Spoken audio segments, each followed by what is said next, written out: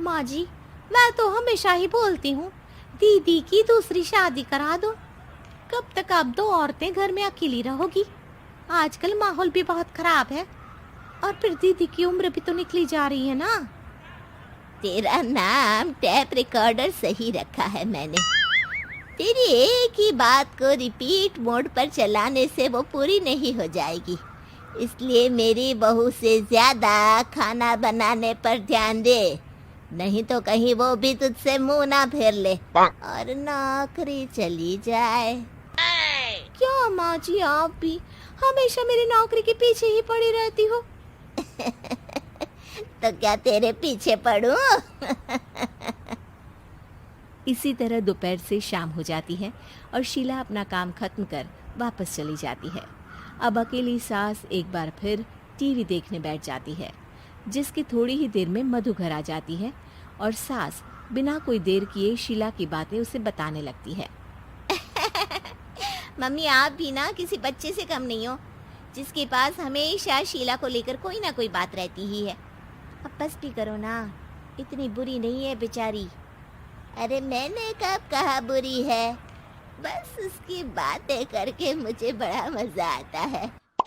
सास की बात पर हंसते हुए दोनों डिनर करने बैठती ही हैं कि लाइट चली जाती है। अंधेरे में मधु मोबाइल की फ्लैश लाइट जलाकर मोमबत्ती ढूंढने लगती है। तभी उसे हॉल में कुछ गिरने की आवाज आती है।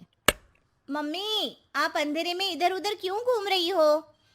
अरे तेरे पीछे ही तो खड़ी हूँ। हाँ, अगर आप यहाँ हो तो वो हॉल में सामान कैसा गिरा? भूत आया। अरे मुझे क्या पता, जाकर देखना पड़ेगा ना। दोनों हॉल में जाते हैं, लेकिन वहां कोई नहीं होता। अब उन्हें कमरे में से सामान गिरने की आवाज आती है। लगता है ये भूत चोरी करने आया है।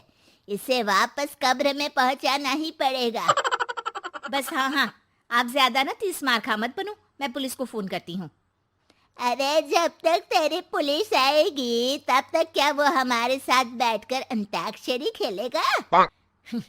हट डरपोक, संभालने दे मुझे। अब सास पास रखा फ्लावर पॉट उठाकर कमरे की तरफ बढ़ने लगती है, जहां उसे दो आदमी दिखाई देते हैं। पीछे पीछे मधु भी वहां आ जाती है। मम्मी, अभी भी मौका है, बाहर भाग जाते हैं। मधु की आवाज सुन चोर चौकन्ने हो जाते हैं। ओए तुम दोनों, जहां हो वहीं खड़ी रहना, नहीं तो दोनों को गोली मार दूंगा।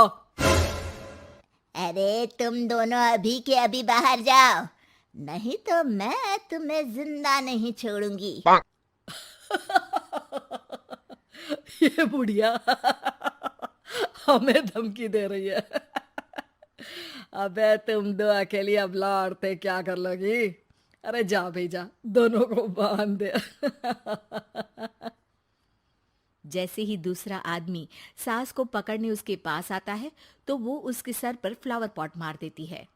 उसके सर से खून बहने लगता है, जिसे देख दूसरा आदमी गन निकालकर हवा में गोली चला देता है, जिससे बचते हुए दोनों सास बहू वहां से भाग जाती हैं। अब वो तीनों एक दूसरे के आगे पीछे पूरे घर में भागने लगते हैं। मम्मी, आपने तो सच में उसे मार दिया।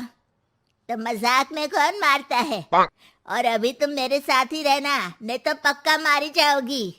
ये औरतों को कमजोर समझता है ना। आज इसे औरतों की ऐसी ताकत दिखाऊंगी कि ये आदमी पैदा होने पर शर्म करेगा। हाँ, ये अचानक आपके अंदर झांसी की रानी कहाँ से जाग गई? वैसे तो हमेशा जोड़ों में दर्द बोलती रहती हो। अभी तुम्हें जान बचानी है या जोड़ों के दर्द की कहानी सुननी है?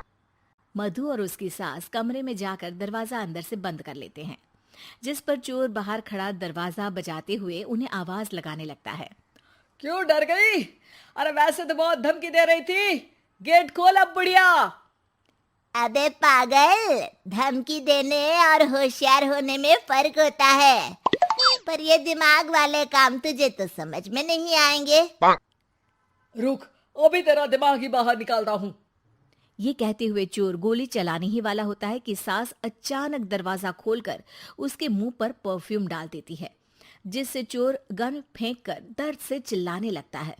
मम्मी, अरे बहुत दर्द हो रहा है, कोई बचाओ, इसे हटाओ प्लीज। मैं किसी को कुछ नहीं करूंगा। क्यों रे, क्या थोड़ा सा दर्द होते ही मम्मी मम्मी करने लगा? अभी तो औरतों को कमजोर बोल रहा था। भूलियो मत, एक औरत ने ही तुझे इस दुनिया में जन्म दिया है, और वो भी तुझे ये दर्द हो रहा है ना, उससे लाख गुना ज्यादा दर्द सहकर। इसलिए औरतों को दोबारा कमजोर भूल कर भी मत बोलियो। वाह मम्मी, आपका ये रूप तो मुझे पता ही नहीं था। आपने तो कमाल ही कर दिया। कहा था